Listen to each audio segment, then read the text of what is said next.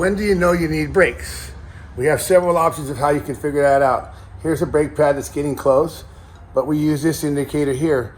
Green, yellow, and red. When they get to the red, that's 3 millimeters or less, which means the pad is really, really thin. I have some examples over here. These two sets of pads right here are off different vehicles. As you can see, this one went metal to metal, which means when it's on this disc here and it's braking, this thing here is going to be touching and causing a squeak around the brake rotor. And if they go too far, they'll groove your rotors. As you can see, this one is at the metal mark almost already, and the pad sensor is well beyond, which would cause a squeak. This one here, not so close, but getting close, still has a pad sensor. When it touches, it will squeak. And then you have this one here that the pad sensor's been touching, and it's time to replace the pads. And this is what a brand new brake pads look like. There are different examples for different vehicles, but you can see the thickness in this pad.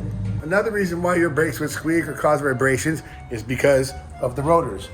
If the brake pads wear out too early, they're going to cause these rotors to get too thin, and that will create vibrations and noise on the brakes. So in certain situations, not just the brake pads and the hardware get replaced, but the actual rotors get replaced because the new material, as you can see, this is an extreme example, but it's thicker on each side, which means you're going to have less vibrations and less squeaking.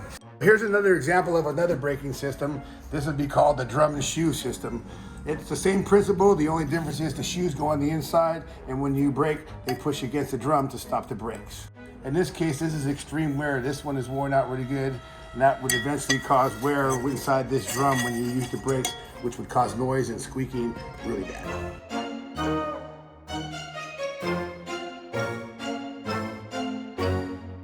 This is where the brand new brake pad would go, and then with your rotor and your brake pad in between the caliper leg. If we come in and we do a brake job for you, we would either resurface these rotors or replace them depending on if they need to be replaced or not. We would put a brand new set of pads in the vehicle with your silencer pads and all the hardware clips.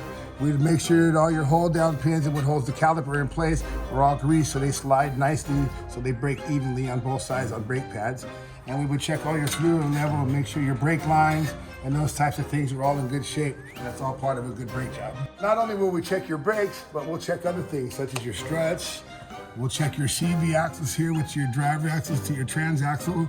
We'll check the bushings and your arms here.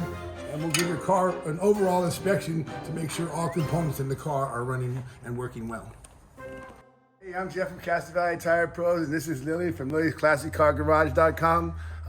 If you feel you need some brakes, come on down and check us out. We do free brake inspections, and we'll evaluate your brakes and give you an honest estimate on what needs to be done. Thanks. Thank you. Castro Valley Tire.